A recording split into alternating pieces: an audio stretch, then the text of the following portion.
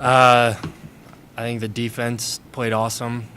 I can sum it up with two words: Jalen Davis. No, I mean the entire team played amazing for the most part. I mean, there's a lot of things we can fix, but going into the game, one of the emphasis that we had, that Coach Wells brought up, was turnovers, and he showed, some stats from the past, I think 7 years, and whoever won that margin ended up winning the game. And we had 7 turnovers in the game, which was obviously a huge role in the win. And I think it was just guys flying to the ball, showing that extra effort to try and punch the ball out. And we ended up having 3 fumble recoveries, and the interceptions as well. And I think the run, we need to focus a little bit more on that because they were starting to run the ball on us a little bit. But as a whole, I think the entire unit played really, really well. So it wasn't just chance that they fumbled the ball so many times. I mean, you guys were actively Oh, yeah. trying to force it. Yeah, I mean, you can watch it on the film. There were guys, punching at the ball, trying to strip it out. And it was after there's one play, Ian Tongiai, he had missed a tackle, and then he got back up and ran and literally punched the ball from behind and got the ball out. So it's just those little extra effort plays that, you were seeing all night on film.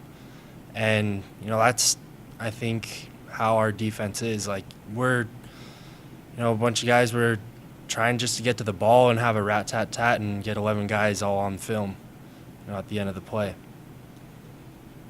Derek, how much pride do you take in leading the nation in turnovers, especially after the struggles of coming up with takeaways last year? I think it's awesome.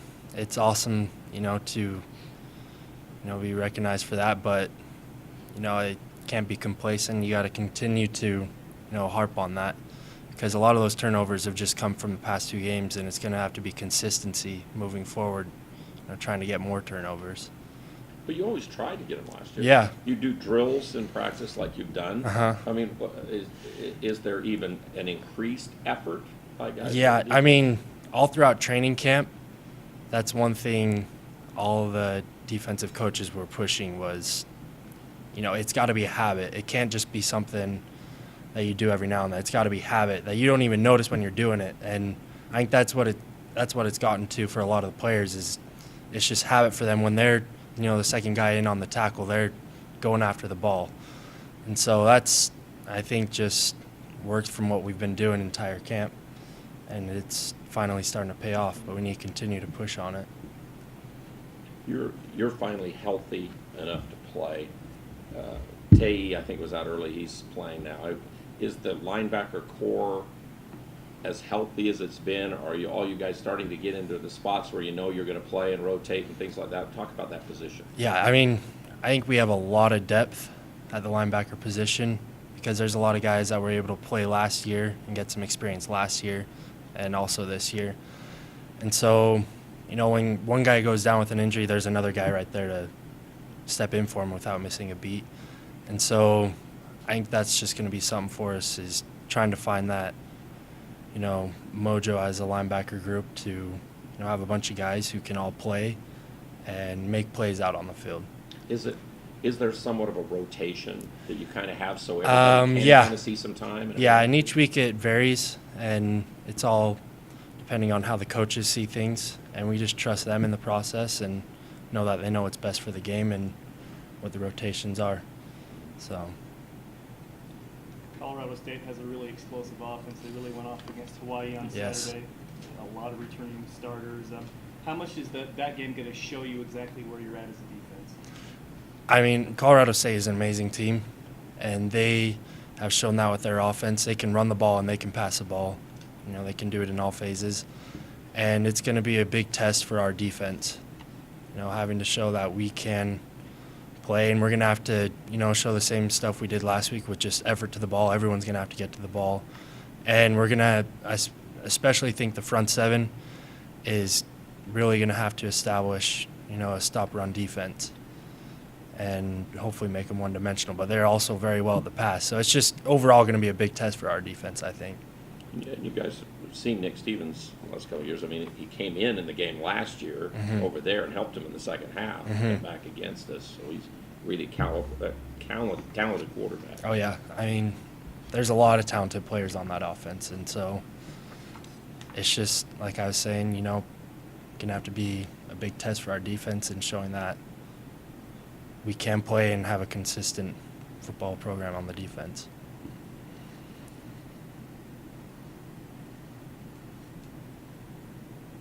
What do you have to do better against the run, do you think, Ben? What has been the things against the run? Is that still gaps and filling, or is it tackling?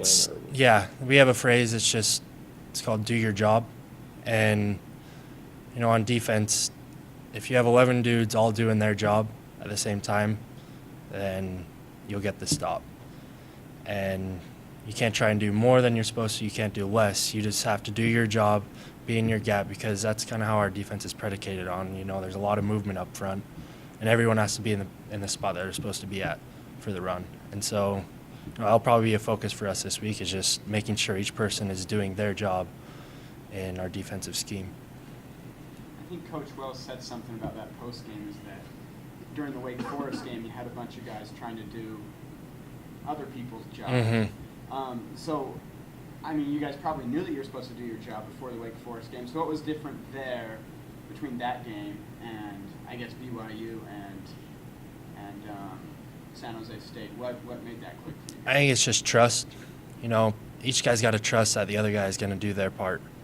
And, you know, we trust the coaches, and they know exactly what we're supposed to run and the play calls that we're going to have, and we just need to execute them.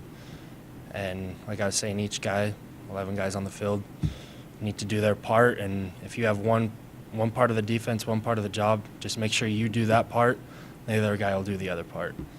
So that's kind of what we've been focusing on, is just do your job, that phrase. So. Okay, we've got senior running back Lawan Hunt. Lawan's going to recap the BYU game, specifically how the offense played, and then we'll take some questions. Go ahead, Lawan. Okay, I feel like the offense came out strong. We were attacking, playing fast. That was evident from the first drive. We were able to score. Touchdown overcame 2 third-down conversions that would have stopped the drive. From there, we kind of spurted a little bit towards the middle of the game in the red zone. The red zone is an emphasis Coach Yost harps on this morning. He says we need to get better in the red zone, score touchdowns, and not come away with field goals, because that's big, and that can really take the momentum away from any opponent that we're playing. And so that'll be a continued focus. But towards the end of the game, we were able to run off a bunch of clock from the ground game, and we were able to put the game away and essentially just win the game. So I feel like offense, we played well as a whole. Got to clean up a couple technique issues as with any game, and just score better in the red zone. Because BYU's probably one of the better running defensive teams you're going to have to go against with your running attack. Would you agree with that, Lawan? Yeah, I would agree with that, and it's funny that you say that, because they're actually playing a front that we hadn't practiced for, or we hadn't seen at all from them. So that was kind of new, and that was a game time adjustment, making re-IDing keys and stuff for the weird, we called it the Cougar defense that they had. And we were able to, for the most part, get it all collected up, and we were able to open up some holes later on in the game to finish out the game. Because it seemed like there were times in that drive at the end when you were running clock, you were hit, and you'd keep moving. I mean, yards after hits. Do you guys keep track of that? Is that something you get praised for when you go back and look at film? What happens in that? Yeah, we look at yards after contact, because that's a telling stat for a running back. If you can get more yards than when you're initially hit, that means you're doing something well, and you're also putting a physical presence on the defense, knowing that okay, the first guy will not get him down, second guy, third guy is taking him to get down. So that's just physically just dominating the defense and wearing them down. And that's just creating a physical presence from our offense. So We don't, and coach isn't going to say anything about injuries, but say it looked like El Toro was down and Lindsey's already gone. You've got more. It seems like maybe more of the burden is on you to play more too. Yeah. Ideally, it's not a good thing to see those guys go down, but it is football, and things like that do happen. So, being put in this position, being a senior, I have to step up and be that much more ready and that much more smart about my body because I can't get injured because we're down depth at running back. But yeah, I'm ready to take that load on and do whatever I have to do to help this team win. Last year, you guys played so well in the first half against Colorado State. The second half was the opposite. How much did that game fuel your fire? It fuels it a lot because we were up big in the half. Well, not big, but we had a comfortable lead going into halftime, and I feel like we just lost our juice. We didn't have the same intensity and effort that we showed during the first half, which allowed them to make a couple plays, and then that's a momentum shift. And then being at their stadium, their home crowd, the crowd got back into it, and then we just weren't able to overcome that. It was mostly Lindsey who played against them last year, but he had a lot of yards Yeah. against their team. And they did give up some yards to Hawaii this week, even though they scored a bunch of points and stuff. Yeah, I haven't watched too much on them on defense this year, but I just know they bring about a bunch of physical, hard-nosed guys that can run around and make some plays on defense, which should be another test for us offensively. And we're looking up to the test right now. We're gonna watch film, prepare, get the game plan ready, and go out and execute.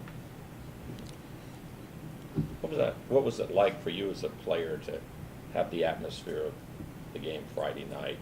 Did that really keep you all juiced up all night long to have the crowd into it like they were? Oh yeah, the stadium was sold out. That was one we heard about, and we already knew that Herd, which is the student section, would be rowdy and loud and full of energy.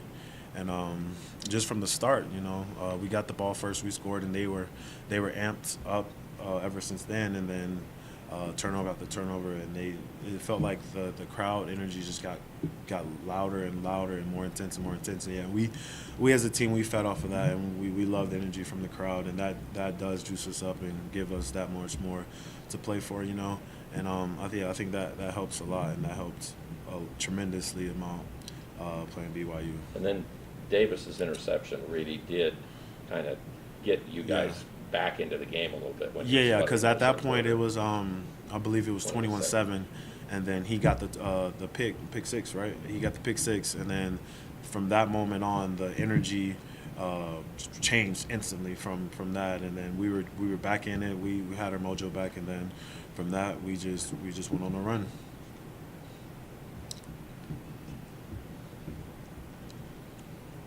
So after the game, Coach kind of compared the BYU game to Boise State 2 years ago, and worried about having that similar fall off after such a big victory. How do you agree with that? Was there a fall off at that point? Yeah, it was last year, 2 years ago from the Boise State win, because I felt like we got too big headed. We got a little too overzealous about the win, and we didn't focus on the next week that we do have another game to play, and it's not easy winning D1 games at all.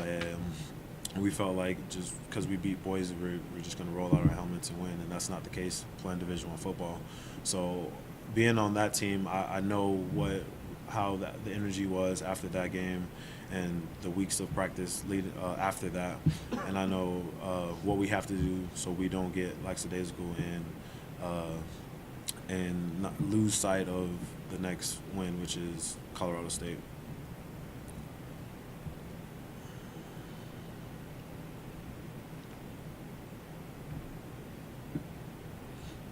Anything else for Lawan? Okay. Well, really proud of our players. Last week, short week, the preparation that we had to do over the weekend, and then I thought they practiced really well. The biggest thing that I thought, where I hope we find, we found success in it, but I hope we find a sense of little togetherness and a little bit of progress. Is we got down 21-7, and we didn't fold. We kept fighting, and a player made a play, and then we got the ball back on offense, and I mean it was like clockwork right down the field. And Kent throws one to Ron Quavian for a touch, get the ball back, and find a way to kick a field goal and take some momentum and get the crowd back into it. And we folded 3 weeks ago at Wake Forest in a similar situation.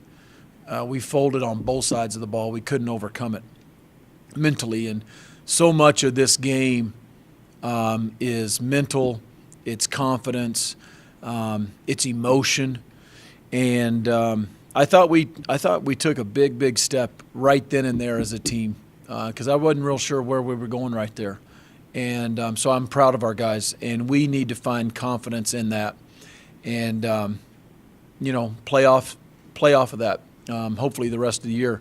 So a lot of good individual performances. Obviously Jalen had a night to remember, and it's a special night for him. Thought Dallin Levitt played extremely well. Chase Christiansen played well. Ian Tungi probably maybe played the best he's played since he's been at Utah State. He absolutely dominated up front. Now, there's times we didn't stop the run very well as a unit. He can't do it all by himself. I just thought number 19 played extremely physical and really well. Dax Raymond had another really good game, blocked his tail off. I thought Ron Quavian played well, Kent played well, Zach Van Leeuwen played well. And then our O-line, I thought they played well as a unit. There were times I thought we gave up too much pressure. Kent took some hits that he shouldn't have taken. And we didn't protect the passer real well. We didn't run the ball well at the beginning of the third quarter. But I thought we finished the game well. I think, if I'm not mistaken, I'm close. The last 17 minutes of the game, the last couple minutes of the third quarter and all the fourth quarter, I think we ran it 20 out of 22 times. And so we did exactly what we had to do to win the football game. Just short of a 6-minute series that I know ended in a failed 4th and 1 conversion, but we took close to right at 6 minutes off the clock in the fourth quarter and ran the ball, I think 10 out of 11 times in that drive. And so we did what we had to do to win the game, and proud of our guys for that. And now the key to this whole thing is hitting the reset button. Hopefully we've already punched it at 6:30 this morning when we came in the building.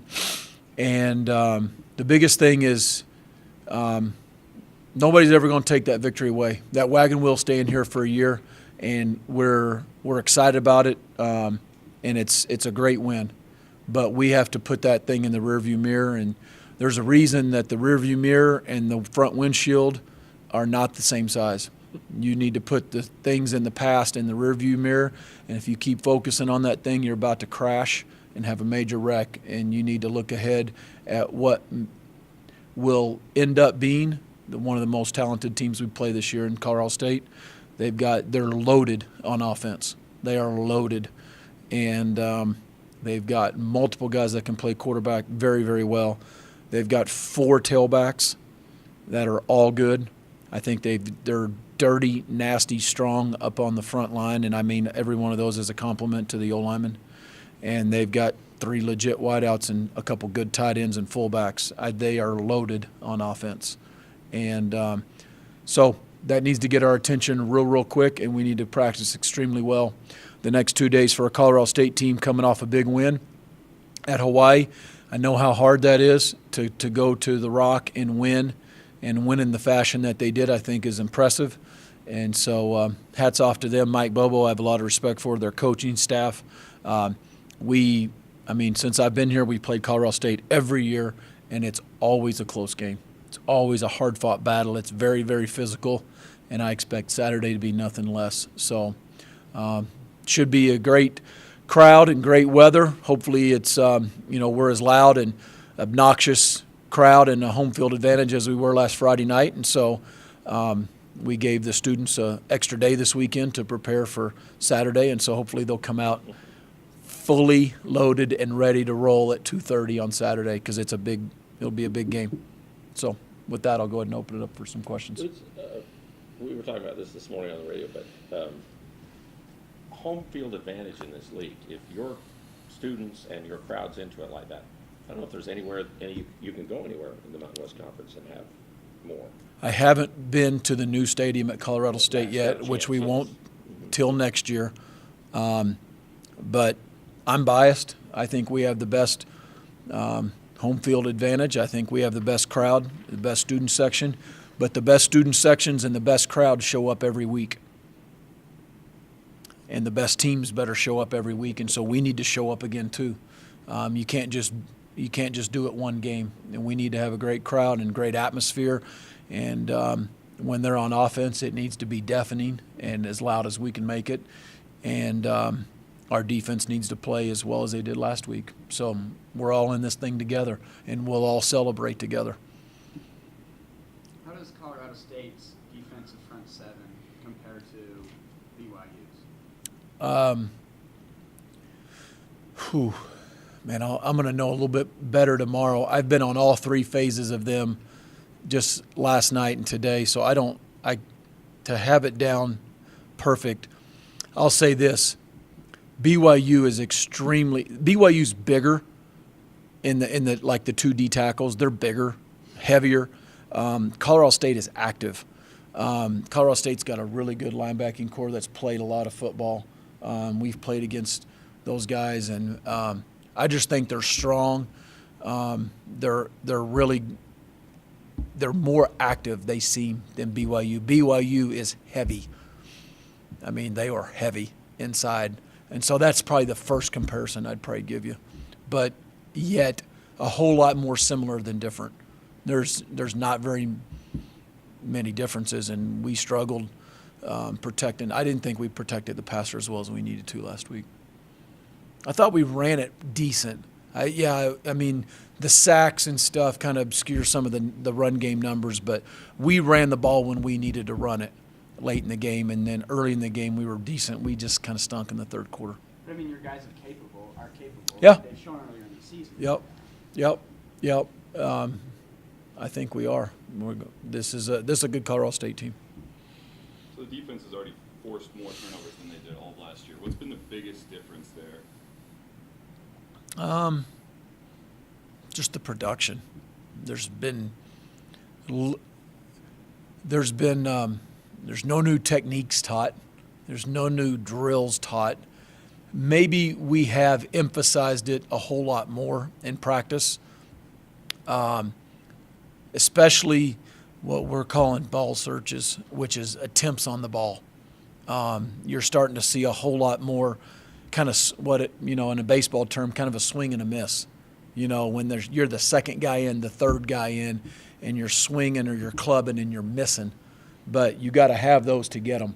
And we had some Friday night that were clinic. And when we say that, it's like coaches can put this on a clinic tape in the winter when they go speak. This is exactly how you're supposed to do it.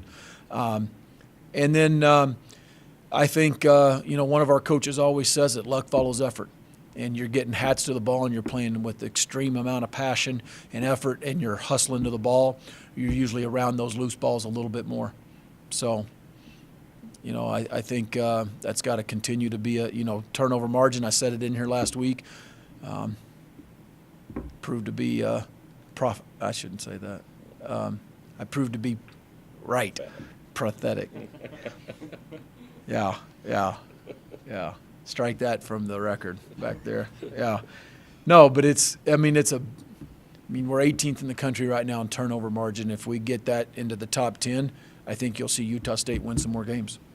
I think it's going to be a big deal. We're doing a better job on offense, being stingy with the ball, taking care of the ball. The pick, that's not Kent's fault. That's not the wideout's fault. That's the two blockers' fault. And we had a major screw up in the blocking combination out there on the perimeter. You've already just mentioned Jalen, but to get a National Player of the Week honor, he gets the Conference Player.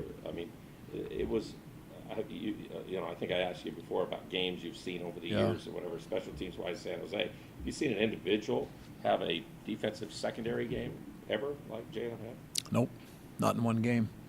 I remember, 2012, Willie Davis had that string of picks, right, all the way down the stretch when we really got on a roll in 2012 and October, November, and I don't remember how many he had in a row, which was impressive.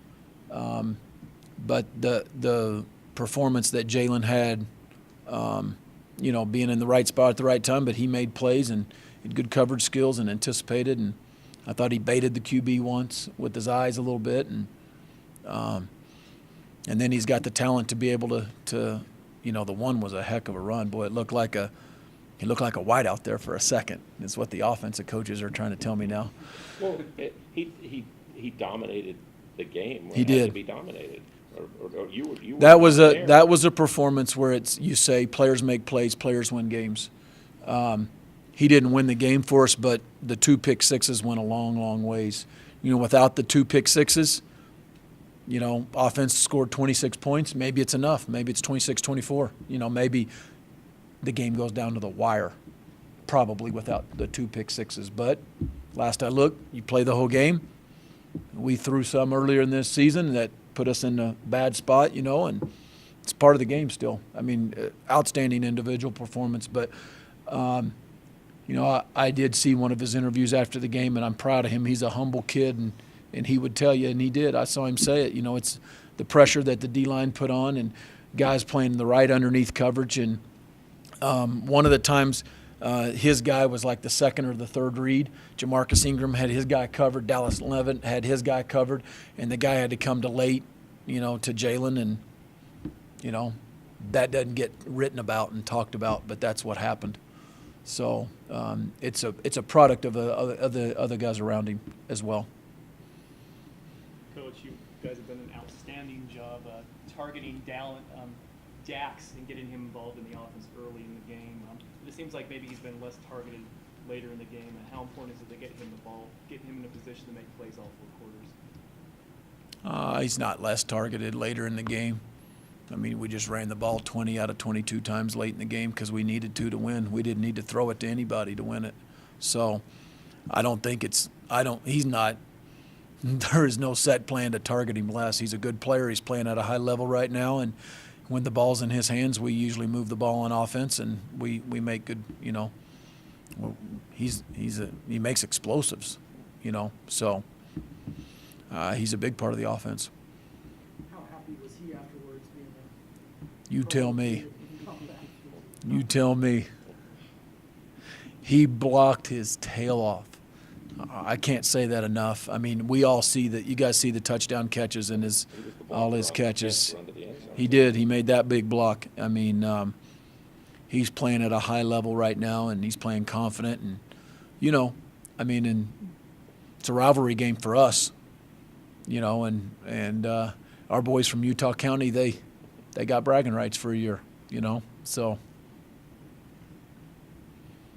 So, just personnel-wise, you've seen a lot of Stevens. I know you even recruited Stevens, their Yep. quarterback, a Yeah. guy that you know pretty well. I know Nick. You were talking to his family that one time when we saw him. Yeah, in Vegas. I know Nick well. So, I have a lot of. He came in last year in the game and helped turn the game around. Nick's a good quarterback. He's a great young man. He's got a great family. I've known him for a long time. I recruited him to here, and he is playing. I mean, with a lot of mojo and a lot of confidence. And I mean, the game looks like it's slow motion right now to Nick. He put on a clinic in Hawaii. I mean, that was clinic, and accuracy. You see him, making run checks at the line. You just see, I would assume they're doing a lot of two-play stuff with him. I mean, I would assume Mike Bobo's got a lot of confidence in him. I would. I mean, the guy's played a lot of ball. He's played a lot of good ball. He's got weapons around him, which makes any quarterback confident. He's got a run game. I think he's been sacked twice all year. I mean, are you kidding me? It's one of the tops in the country. And last I looked, they played Alabama. So he's playing, as good as any quarterback in our league right now. I mean, he is playing very, very confident. And I think he's the key to their whole offense. And then Gallup's really explosive, the receiver, too. They got 3 receivers, like They I always said. have some explosive I mean, receiver. I think they've got 4 legit running backs. They got good tight ends and fullbacks, and then all the receivers are good. Johnson. Yep, they're all good. Where, who, does anybody stand out on defense? Yeah, I think 55 and 31, the 2 guys in the middle run that show. They're not as experienced in the back end, but they're talented. I mean, Fogel's a really good player. I say experienced, maybe in terms of Colorado State, playing there, just because they graduated some guys and that we had played in the past is kind of what I'm saying. But those guys are talented. The two backers, and then 43 who plays a stand-up backer, who plays a DN. Those 3 are solid players, really good. They flash on tape.